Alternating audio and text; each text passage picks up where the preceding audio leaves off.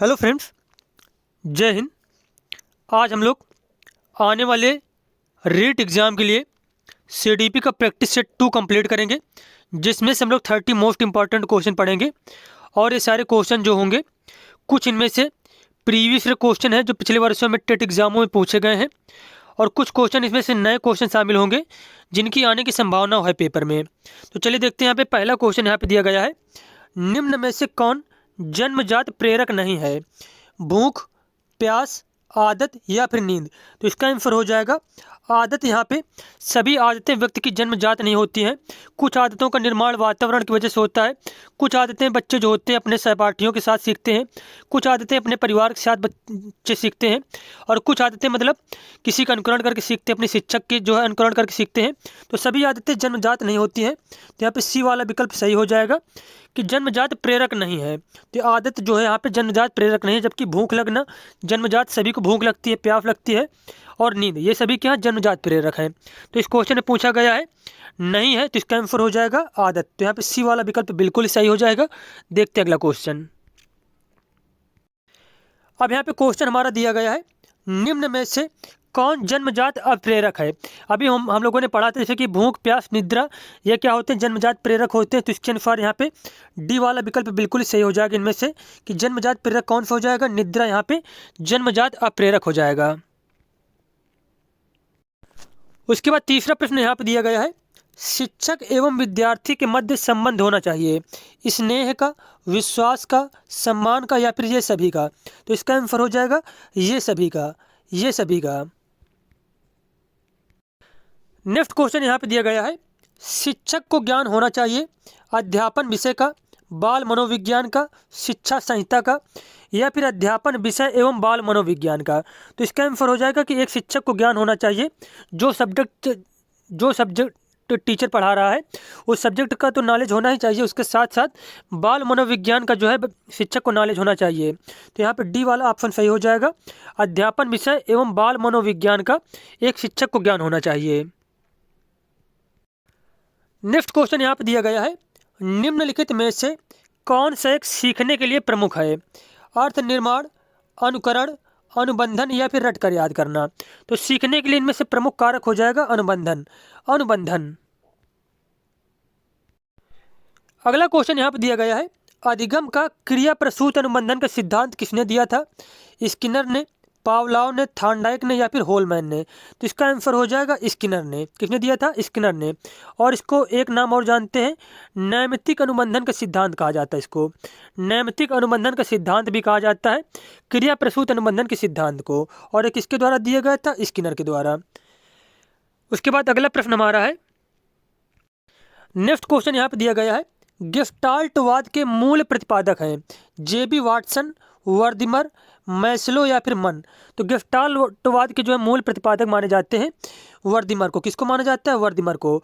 और गेस्टाल्ट जो है जर्मन भाषा का शब्द है, जिसका अर्थ होता है समग्र या फिर संपूर्ण, जिसका अर्थ होता है समग्र या संपूर्ण।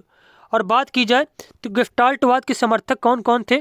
तो गेस्टाल्टवाद के समर्थक जैसे कि हो गए कोहलर हो गए, उसके बाद कोफ्का हो गए, कोफ्का, और कर्ट लेविन ये जो है गेस्टाल्टवाद के समर्थक थे। और गेस्टाल्टवाद का मूल प्रतिपादन करता कौन थे? तो वो थे वर्दिमर, मैक्स वर्दिमर। उसके बाद एक पॉइंट और नोट कर लीजिए, जैसे कि जेबी वाटसन को व्यवहारवाद का जनक कहा जाता है। व्यवहारवाद का जनक किसको कहते हैं? जेबी वाटसन को कहा जाता है। अब देखो यहाँ पे नेक्स्ट क्वेश्चन पूछ भी लिया गया है कि व्यवहारवाद के प्रतिपादक कौन है? तो व्यवहारवाद के प्रतिपादक कौन है? जेबी वाटसन। उसके बाद प्रश्न हमारा दिया गया है, शिक्षा मनोविज्ञान के जनक कौन है? शिक्षा मनोविज्ञान के जनक कौन है? स्किनर, थॉर्नडाइक, वाटसन, या फिर विलियम जेम्स? तो इसका आंसर हो जाएगा थॉर्नडाइक। शिक्षा मनोविज्ञान का जनक किसे माना जाता है? थॉर्नडाइक को। और थॉर्नडाइक ने कौन सिद्धांत दिया था? प्रयास एवं त्रुटि का सिद्धांत, प्रयास एवं त्रुटि का सिद्धांत दिया था। और किस पर प्रयोग किया था? तो यह प्रयोग किया था बिल्ली पर प्रयोग किया था। और किस देश के मनोवैज्ञानिक थे?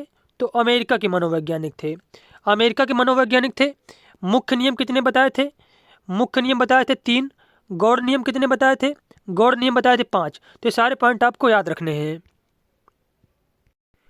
उसके बाद क्वेश्चन हमारा है, आधुनिक मनोविज्ञान के जनक कौन है? स्किनर, थॉर्नडाइक, वाटसन या फिर विलियम जेम्स? तो इस क्वेश्चन का आंसर हो जाएगा William James. William James. Next question यहाँ पे है, विकासात्मक मनोविज्ञान के प्रतिपादक कौन है? विकासात्मक मनोविज्ञान के प्रतिपादक माने जाते हैं जीन पियाजे। जीन पियाजे। और जीन पियाजे ने संज्ञानात्मक विकास की कितनी अवस्थाएं बताई थी? 4 अवस्थाएं बताई थी। कौन से देश के थे? तो स्विट्जरलैंड के थे। कहाँ के थे? स्विट्जरलैंड के थे। किस पर प्रयोग किया था? तो अपने बच्चों पर प्रयोग किया था। तो ये सारे पॉइंट आपको याद रखने हैं। अगला क्वेश्चन यहाँ पे दिया गया है, किस स्तर के बच्चे अपने समकक्ष वर्ग के सक्रिय सदस्य बन जाते हैं? शैशवावस्था के बच्चे, बाल्यावस्था, किशोरावस्था या फिर प्रौढ़ावस्था? तो इसका आंसर हो जाएगा किशोरावस्था के। किशोरावस्था के। नेक्स्ट क्वेश्चन यहाँ पे दिया गया है, शर्म तथा गर्व जैसी भावना का विकास किस अवस्था में होता है?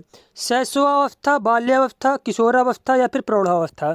तो शर्म तथा गर्व जैसी भावना का विकास होता है बाल्यावस्था में। बाल्यावस्था में। और इसको समूह की आयु, समूह की आयु, चुस्ती की आयु, चुस्ती की आयु या फिर गंदी आयु के नाम से भी जाना जाता है। गंदी आयु के नाम से भी इसको जाना जाता है। तो ये सारे पॉइंट आपको याद रखने हैं। अगला क्वेश्चन यहाँ पे दिया गया है, बच्चे में सबसे पहले भाषा का ज्ञान कहाँ से होता है? अपने परिवार से, विद्यालय से, समाज से या फिर उपरोक्त सभी से? अगर यहाँ पे क्वेश्चन ये पूछा जाता कि बच्चे में भाषा का ज्ञान कहाँ से होता है या फिर भाषा का विकास कहाँ से होता है, तब तो ये आंसर हो जाते हैं सभी। ठीक है, इसका आंसर हो जाता है उपरोक्त सभी। लेकिन क्वेश्चन ये पूछा गया यहाँ पे कि बच्चे में सबसे पहले भाषा का विकास कहाँ से होता है, कहाँ प्रारंभ होता है? तो इसका आंसर हो जाएगा अपने परिवार से। अपने परिवार से। उसके बाद क्वेश्चन है, बालक में संस्कारों का प्रारंभ कहाँ से होता है? परिवार से, विद्यालय से, समाज से या फिर उपरोक्त सभी? तो इसका आंसर हो जाएगा परिवार से। नेक्स्ट क्वेश्चन यहाँ पे दिया गया है, गर्भाधान काल की अवस्था नहीं है, डिम्बावस्था, बीजकरण अवस्था, भ्रूणावस्था या फिर शैशवावस्था? तो इस क्वेश्चन का आंसर हो जाएगा शैशवावस्था। शैशवावस्था। अगला प्रश्न हमारा यहाँ पे है, गर्भ में संतान सबसे अधिक किससे प्रभावित होती है? आस पड़ोस के वातावरण से, माँ के पोषण से, माँ के टीवी देखने से, सामाजिक गतिविधियों से? तो इसका आंसर हो जाएगा माँ के पोषण से। माँ के पोषण से। उसके बाद हमारा क्वेश्चन यहाँ पे दिया गया है, 3 नंबर क्वेश्चन है, गर्भ में बालक को विकसित होने में कितने दिन लगते हैं? 150 दिन, 280 दिन, 350 या फिर 460 दिन? तो इसका आंसर हो जाएगा 280 दिन। 280 दिन। अगला प्रश्न यहाँ पे, अब यहाँ पे क्वेश्चन हमारा है 19 नंबर, जन्म के समय बालक का भार कितना होता है? 2 पाउंड, 3 पाउंड, 6 से 8 पाउंड, 8 से 10 पाउंड? तो इसका आंसर हो जाएगा 6 से 8 पाउंड। 6 से 8 पाउंड के बीच में जो है बच्चे का भार होता है जन्म के समय में। अगला प्रश्न यहाँ पे दिया गया है, मनुष्य में अस्थायी दांत, दूध के दांत की संख्या कितनी होती है? 15, 17, 20, 30? तो इसका आंसर हो जाएगा 20। दूध के दांत कितने होते हैं? 20। नेक्स्ट क्वेश्चन यहाँ पे दिया गया है, बालक की अभिवृद्धि और विकास प्रभावित होता है, जो बालक का अभिवृद्धि और विकास है किससे प्रभावित होता है? वंशानुक्रम से, वातावरण से, वंशानुक्रम और वातावरण दोनों द्वारा या फिर उपयुक्त में से कोई नहीं? तो इसका आंसर हो जाएगा वंशानुक्रम और वातावरण द्वारा। वंशानुक्रम और वातावरण दोनों के द्वारा। अगला क्वेश्चन यहाँ पे दिया गया है, सभी प्राणी अपनी प्रजाति के गुणों के अनुरूप ही विकसित होते हैं, इस कथन में बालक के विकास का कौन सा सिद्धांत है? समान प्रतिमान का सिद्धांत, परस्पर संबंध का सिद्धांत, सतत विकास का सिद्धांत या फिर सामान्य से विशिष्ट का सिद्धांत? तो सभी प्राणी अपनी प्रजाति के गुणों के अनुरूप ही विकसित होते हैं। जैसे कि कोई हाथी है तो उसका जो बच्चा होगा तो हाथी के गुण के अनुसार ही विकसित होगा। तो यह होता है समान प्रतिमान के सिद्धांत के अनुसार। समान प्रतिमान सिद्धांत के अनुसार।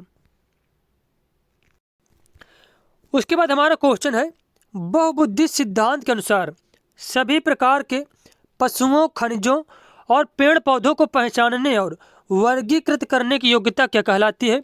संज्ञानात्मक गतिविधि, मनोगतिक प्रक्रिया, मनोवैज्ञानिक परिघटना या फिर भावनात्मक व्यवहार? तो इसका आंसर हो जाएगा संज्ञानात्मक गतिविधि। और बहुबुद्धि का सिद्धांत किसने दिया था? तो हावर्ड गार्डनर ने। हावर्ड गार्डनर ने, हावर्ड गार्डनर ने। तो ये भी आपको याद रखना है। उसके बाद क्वेश्चन हमारा है 20वीं शताब्दी को बालक की शताब्दी कहा जाता है, यह परिभाषा किसने दी थी? मैकडुगल ने, हरलॉक ने, वाटसन ने, क्रो एंड क्रो ने। तो इसका आंसर हो जाएगा क्रो एंड क्रो ने, क्रो एंड क्रो ने। उसके बाद हमारा क्वेश्चन है सामाजिक व संवेगात्मक विकास साथ साथ चलते हैं, यह कथन किसका है? मैकडुगल का, हरलॉक। अब यहाँ पे अगला क्वेश्चन दिया गया है बहुबुद्धिस्ट सिद्धांत के अनुसार सभी प्रकार के पशुओं, खनिजों और पेड़ पौधों को पहचानने और वर्गीकृत करने की योग्यता क्या कहलाती है? संज्ञानात्मक गतिविधि, मनोगतिक प्रक्रिया, मनोवैज्ञानिक परिघटना या फिर भावनात्मक व्यवहार। तो इसका आंसर हो जाएगा संज्ञानात्मक गतिविधि, संज्ञानात्मक गतिविधि। उसके बाद यहाँ पे 24 नंबर क्वेश्चन है 20वीं शताब्दी को बालक की शताब्दी कहा जाता है, यह परिभाषा किसने दी थी? मैकडुगल ने, हरलॉक ने, वाटसन ने, क्रो एंड क्रो ने। तो इसका आंसर हो जाएगा क्रो एंड क्रो ने, क्रो एंड क्रो ने। अब यहाँ पे क्वेश्चन दिया गया है सामाजिक व संवेगात्मक विकास साथ साथ चलते हैं, यह कथन किसका है? मैकडुगल का, हरलॉक का, वाटसन का या फिर क्रो एंड क्रो का। तो इस क्वेश्चन का आंसर हो जाएगा क्रो एंड क्रो का, क्रो एंड क्रो का।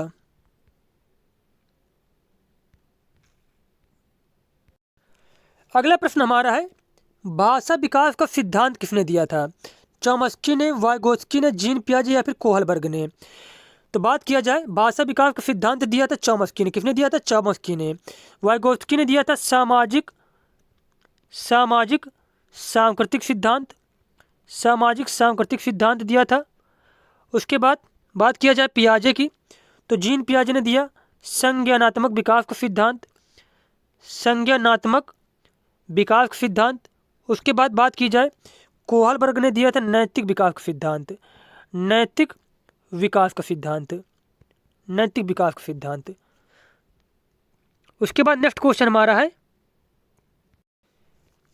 अगला प्रश्न जैसे दिया गया है वर्णमाला की पहचान किस वर्ष की आयु में शुरू होती है? वर्णमाला की पहचान कितने वर्ष की आयु में शुरू हो जाती है? 6 वर्ष, 5 वर्ष, 4 वर्ष या फिर 3 वर्ष। तो इसका आंसर हो जाएगा 3 वर्ष की आयु में, 3 वर्ष की आयु में। अब यहाँ पे अगला प्रश्न दिया गया है बालक के विकास के संबंध में निम्न कथनों पर विचार कीजिए। शारीरिक अंगों की कार्यकुशलता ही विकास है, विकास में गुणात्मक परिवर्तन आता है, विकास पर वंशानुक्रम और वातावरण का प्रभाव पड़ता है, विकास जन्म से लेकर मृत्यु तक चलता है। तो विकास के बारे में चारों कथन सही दिए गए हैं, तो इसके अनुसार आंसर हो जाएगा ABCD ऑप्शन यहाँ पे सही दिए गए हैं। अगला क्वेश्चन यहाँ पे है गुणात्मक परिवर्तन कहलाता है अभिवृद्धि, विकास, अभिवृद्धि और विकास या फिर उपयुक्त सभी। तो गुणात्मक परिवर्तन कहलाता है विकास। क्या कहलाता है? विकास कहलाता है।